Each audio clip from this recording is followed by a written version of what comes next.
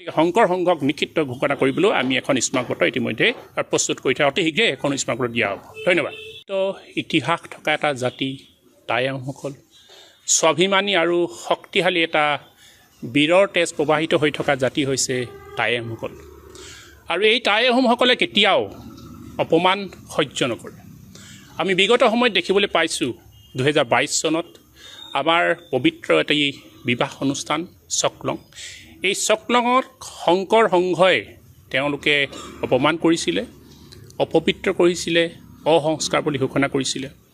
আৰু সেই সময়তেই সেই সময়ৰ পদাধিকাৰ কমলাকান্ত গগৈ ডাঙৰীয়া আহি ৰাজহুৱাভাৱে সংবাদ মাধ্যমৰ ক্ষমা খুজিছিলে আৰু বিষয়টো হাম কাটিছিলে কিন্তু পুনৰবাৰ আমি দেখিবলৈ পাইছোঁ যে 2025 চনত এনেকুৱা ধৰণৰ আকৌ এটি ঘটনা ঘটিল হাজাৰ বছৰ ইতিহাস থকা এই জাতিটোৰ এটি পবিত্ৰ অনুষ্ঠান মেডাম মেফি আৰু এই মেডাম মেফিটো তেওঁলোকে একেই ধৰণেই অসংস্কাৰী অপবিত্ৰ বুলি তেওঁলোকে ঘোষণা কৰিলে বা প্ৰতিপন্ন কৰালে সেই গতিকে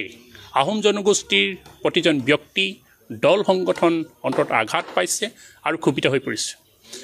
আমি বাৰে বাৰে তেওঁলোকক এই বিষয়টো নিষ্পত্তি কৰিবলৈ আৰু জনগোষ্ঠীটোৰ ওচৰত ক্ষমা প্ৰাৰ্থনা কৰিবলৈ বাৰে বাৰে আহ্বান জনাৰ পিছতো তেওঁলোকৰ যি অহংকাৰী মনোভাৱ অহংকাৰী চৰিত্ৰ আৰু সেইবাবে আজি আমি তেওঁলোকৰ ওপৰত এজাহাৰ দিবলৈ বাধ্য হ'লোঁ বিশেষকৈ তিনিজন ব্যক্তি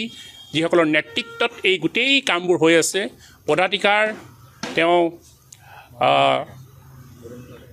ভৱেন্দ্ৰনাথ ডেকা ডাঙৰীয়া মুখ্য সম্পাদক কুশল ঠাকুৰীয়া আৰু সেৱা বাহিনীৰ অধিনায়ক সঞ্জীৱ বৰা আচলতে তেওঁলোকৰ ওপৰত আজি টাইপাৰ তৰফৰ পৰা সোণাৰী থানাত এজাহাৰ দাখিল কৰা হৈছে আৰু এটা কথা স্পষ্ট কৰি দিছোঁ